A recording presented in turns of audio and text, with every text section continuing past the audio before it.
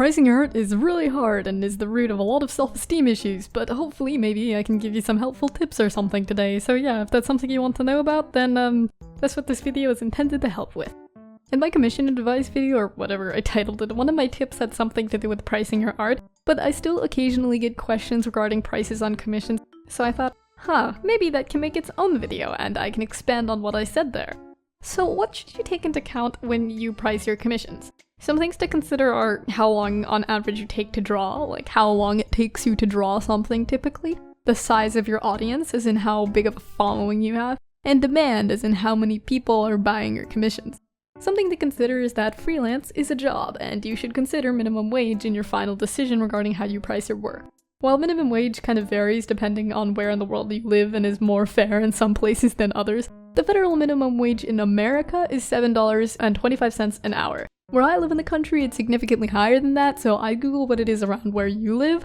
A bunch of people got together and reasoned that if you're living in that area, you need to be paid at least that much money to be able to barely survive.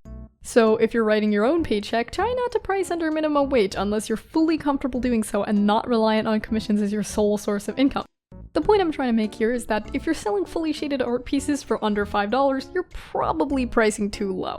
And you might be saying, well, Quiz, it usually takes me 3 hours to draw icons. Isn't $21.75 really expensive for just one art piece? And my response is, no, that actually isn't that much, because they are literally paying you to sit and work on something entirely customized to their liking for 3 hours. And even if this is a steep price to some people, something to keep in mind is that art is, at the end of the day, a luxury item. You don't need art to survive. It isn't food or shelter. It's a want, not a need. If someone thinks your prices are too high, then they don't have to commission you. You shouldn't be changing your prices for that guy. And another thing is that if you do change your prices for that guy, there will always be another. If you keep lowering your prices so that it's affordable to everyone, you will be giving away your work for free. If you change your prices from $50 to $15, there's gonna be someone who can't afford $15. If you change your prices from $15 to $5, there's gonna be someone who can't afford $5. If you change your prices from $5 to $1, there's gonna be someone who just doesn't have any money at all to give you. And if you give away your work for free, you aren't getting any monetary reward from it.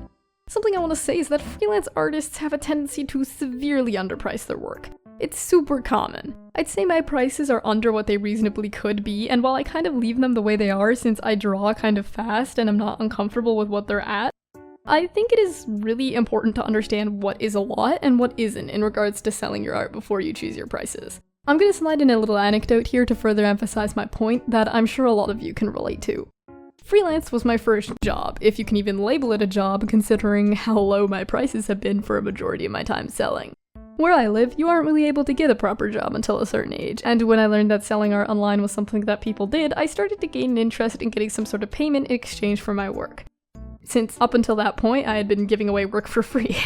But the complication of being too young to properly visualize the value of money and having no prior work experience made it hard to pick prices. I wasn't even thinking about the time it took me to draw at all when I chose them, because I've never made money before, so any number above 0 felt like a lot.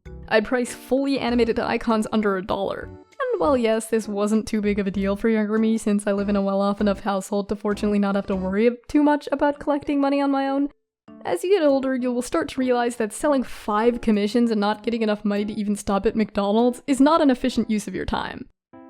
The appeal of selling your art is because it's something you're really passionate about and you don't have to worry as much about the complications that arise with some other jobs. You can work from the convenience of your home and set your own hours, and you don't have to drive out anywhere. But if you start to severely underprice yourself, you lose the convenience that freelance art has, and you also risk losing your passion for it because it will be something that starts to feel exhausting and a waste of time.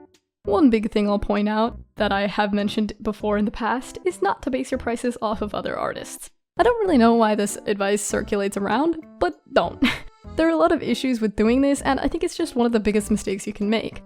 First of all, directly comparing yourself to another person can cause self-esteem problems and make you feel just bad about the quality of your own work. If you think, well, my art's not as good as this person, so I shouldn't be pricing as high, it's just not a good thought process to have, and it doesn't really do any favors for you because it's not really true. And since, as I mentioned earlier, most artists heavily underprice their work, there's a chance you'll end up underpricing your work as well, or you might feel like your prices are too high if you exceed whatever their prices are. And since your prices should kind of consider the time spent on your work, it's not really helpful to you since everyone draws at different rates. Base your prices off of what feels fair to you. Try to avoid worrying about others. Okay, Ash, it's easy to say that we should price our art fairly, but what if nobody buys it and we're making no money at all?